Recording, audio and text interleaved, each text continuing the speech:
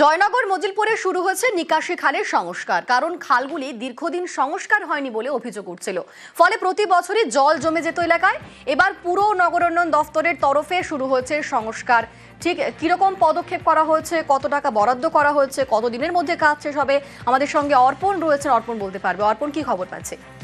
একদমই, দেখো, দীর্ঘদিন বলতে স্থানীয় মানুষজন যেটা জানাচ্ছে, প্রায় 30 থেকে 35 বছর পর এই জয়নগর মজিলপুর পৌরসভা এলাকায় যে নিকাশি ড্রেন রয়েছে, যে খাল রয়েছে, সেই খালগুলি সংস্কার হয়নি। আর যার কারণে প্রতি বছর অল্প বৃষ্টিতেই একাধিক এলাকা জয়নগরের সেখানে দেখা গিয়েছে তারা ড্রেন উঠছে জল, এবং দীর্ঘদিন অল্প বৃষ্টিতে তারা জল যন্ত্রণায় ভোগ করছিলেন।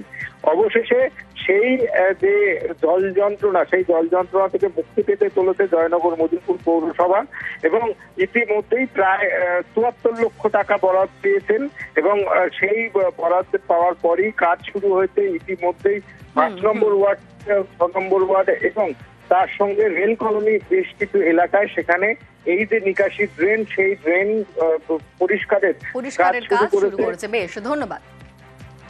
প্রথমে ময়লা জঙ্গল টঙ্গলগুলো পরিষ্কার করে দেবো, তারপরে মাটি কেটে করা হবে। আমাদের জয়নগরে কানিয়া খালগুলো মোটামুটি হয়েছে। ৮ নম্বর ওয়ার্ডে খাল হয়েছে, ১১ নম্বর ওয়ার্ডে খাল হয়েছে, মজিলপুরে ৪ নম্বর ওয়ার্ডে খাল হচ্ছে এবং ২ নম্বর ওয়ার্ডে খাল হচ্ছে, এবং বাদবাকি কিছু বাকি আছে, কাজগুলো হবে। ২-৩ মাস সময় লাগবে এবং ওরা ভালোভাবে পরিষ্কার করে দেবে। ড্রেনটার সমস্যা না, শুনলাম এই ড্রেনটা বন্ধ হয়ে যাওয়ার পর জল টুপটুপে হয়ে যায় একদম। ওই জল যায় না, ওই জল পচতেছে, ওই জল মাছি, কি অবস্থা হচ্ছে ঘরদোর মশাই থেকে কালো হয়ে যাচ্ছে জল। এই যে জলটা যখন মুখোমুখি হয়ে যাচ্ছে, জল টানছে না, এই জল কালো হয়ে যাচ্ছে, অত মশা টশা ঘর ধরে ভর্তি হয়ে যাচ্ছে। একটু ঘাটালের দিকে নজর রাখবো। ঘাটালে হঠাৎ করে জুবি নদীর জল বাড়াতে রীতিমতো বিপত্তি। দেখুন, সেখানকার পারাপারের একমাত্র ভরসাযোগ্য যে সেতু, সেই বাঁশের যে সেতু, সেই সেতু একেবারে ভেঙে গিয়েছে। দেখুন কি অবস্থা। তাহলে সেখানকার মানুষ এবার যাতায়াত করবেন কিভাবে? কারণ সেখানে এই হঠাৎ করে জল বাড়ার পরেই পানার চাপে বালিডাঙ্গার কোমরা এলাকায় ভেঙে গিয়েছে সেই বাঁশের সাঁকো। তাতেই ব্যাহত হয়েছে যোগাযোগ ব্যবস্থা। আমরা এই খবরে নজর রাখবো।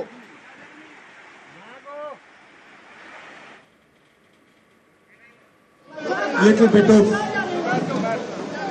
a frightening situation, but don't worry, everything will come back to normal. And your way of responding to this problem should be that you study really hard, you play really hard, and you make a lot of friends in school. Okay? Will you do that? Good. So what were you feeling? You lost your little friends. I'm very sorry about that. Tell me, what were they like? कैसे थे वो? बताओ, थोड़ा बताओ, मुझे बताओ, कैसे थे, क्या करते थे, क्या खेलते थे, क्या अच्छा लगता था उनको? जोर से बोलो।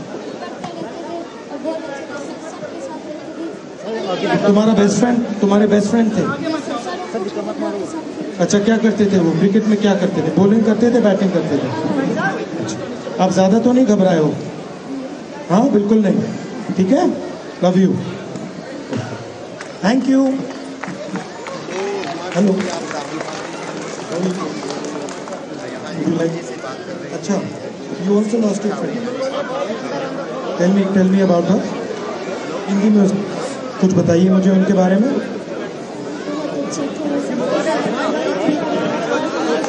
और वो हमेशा पढ़ते रहते थे।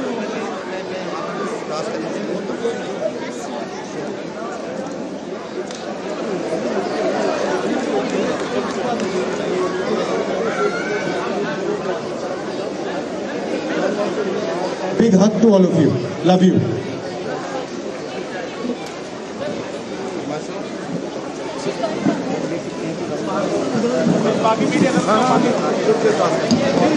मीडिया वहीं से कवरेज कर ले, खड़े होकर कवरेज करो, जहाँ खड़े हो वहीं खड़े हो।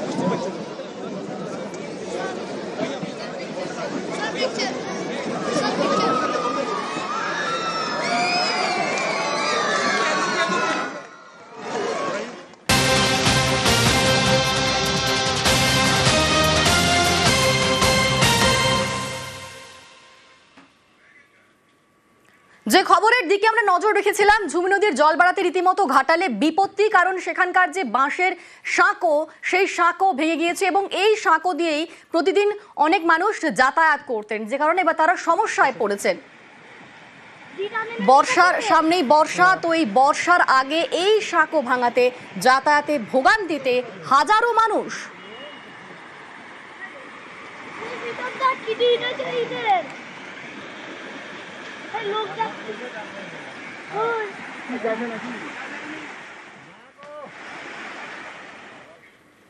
বক্সা ব্যাঘ্র প্রকল্পে ফের খাঁচাবন্দি হলো চিতাবাঘ। কালচিনির 22 দুরায় খাঁচাবন্দি করা হলো পূর্ণবয়স্ক চিতাবাঘকে। যে ছবি আপনারা দেখতে পাচ্ছেন, খাঁচাবন্দি হলো একটি পূর্ণবয়স্ক একটি লেপার্ড।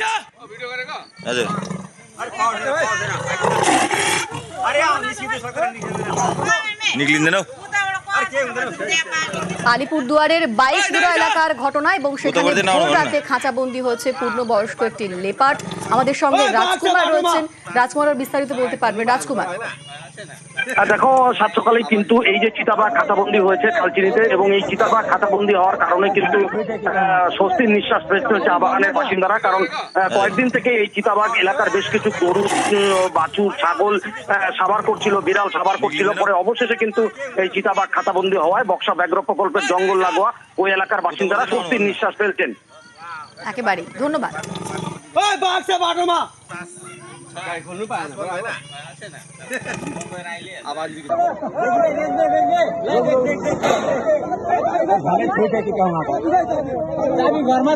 কনস্টেবলের ঊর্ধ্বে চুরি করে তোলাবাজি, কসবায় গ্রেফতার সিভিক ভলেন্টিয়ার। কসবা এলাকায় টাকা তোলার অভিযোগ, 100 ডায়াল করে অভিযোগ বাসিন্দাদের। আমাদের সঙ্গে রয়েছেন প্রতিনিধি অমিত। অমিত, এই সিভিক ভলেন্টিয়ারের পর্দা কিভাবে ফাঁস হলো? দেখো, 100 লালবাজারের কাছে লালবাজার জানানো হয়েছিল যে কসবা এলাকাতে একজন কনস্টেবলের পোশাক পরে ঝামেলা করছে এবং টাকা তোলার বা টাকা দাবি করছে। এবং এই ফোন পাওয়ার পরেই লালবাজারের তরফে অ্যালার্ট করা হয় কসবা থানাকে, এবং কসবা থানার পুলিশ ওই রাতেই পৌঁছে গেছিল ঘটনাস্থলে। সেখান থেকেই এই মিরাজ সিং নামে তাকে প্রথমে আটক করে থানায় নিয়ে আসা হয়। তারপরে জানা যায় তিনি সিভিক ভলেন্টিয়ার, প্রগতি ময়দান থানায় কর্মরত এবং তিনি সেখান থেকে কনস্টেবলের পোশাক চুরি করে সেই পোশাক পরে কসবা থানা এলাকায় এসে ঝামেলা করছিলেন এবং তিনি মদ্যপ অবস্থা ছিল, এমনটা কিন্তু পুলিশ দাবি। সেক্ষেত্রে ইতিমধ্যে তাকে গ্রেপ্তার করা হয়েছে, তাকে আজকে আলিপুর আদালতে পেশ করা হবে এবং একই সঙ্গে তার বিরুদ্ধে বিভাগীয় পদক্ষেপ নেওয়া হচ্ছে লালবাজার তরফে, এমনটা জানা যাচ্ছে। বেশ, আমাদের সঙ্গে তুমি থাকো অমিত।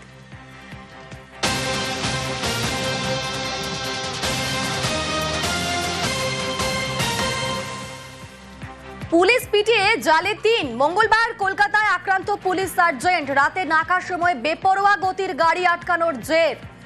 মুচিপাড়ার থানার নাকা চেকিং এ আক্রান্ত হন ট্রাফিক সার্জেন্ট। ঠিক কিভাবে ঘটলো এই ঘটনা, আমাদের সঙ্গে অমিত রয়েছে, অমিত বলতে পারবে। অমিত, প্রথমে জানিয়ে রাখবো, কৃষ্ণকুমার ঠাকুর, সন্তু মণ্ডল এবং সঞ্জয় রায়, 3 জনকে ইতিমধ্যে গ্রেপ্তার করা হয়েছে মুচিপাড়া থানার তরফে। তোমাকে জানিয়ে রাখবো যে মঙ্গলবার রাতে মুচিপাড়া থানা এলাকায় এজেসি বোস রোডে যে ক্রসিং রয়েছে, ক্রিটিও ক্রসিং, সেখানে নাকা চেকিং চলছিল। সেই সময় এই 3 জন গাড়ি চালিয়ে তারা যাচ্ছিলেন এবং পুলিশ তাদের গাড়ি আটকায় এবং ব্রেক অ্যানালাইজার দিয়ে যখন পরীক্ষা করা হয় যে তারা মদ্যপ ছিল, তখন তিনি গাড়ির চালকের আসনে বসেছিলেন কৃষ্ণকুমার ঠাকুর। তার ব্রেক অ্যানালাইজারে 8% পাওয়া যায়। এরপর তাদের গাড়ি থেকে নামতে বলা হয় এবং গাড়িতে আটক করার প্রক্রিয়া যখন পুলিশ শুরু করে, সেই সময় কর্তব্যরত সার্জেন্ট যিনি ছিলেন তার উপরে করা হয় এবং ঘটনাস্থল থেকে পালিয়ে যায়। পরবর্তী সময় গাড়ির নম্বর সূত্র ধরে 3 জনকে গ্রেফতার করা হয়েছে পুলিশের তরফে। বেশ, ধন্যবাদ অমিত।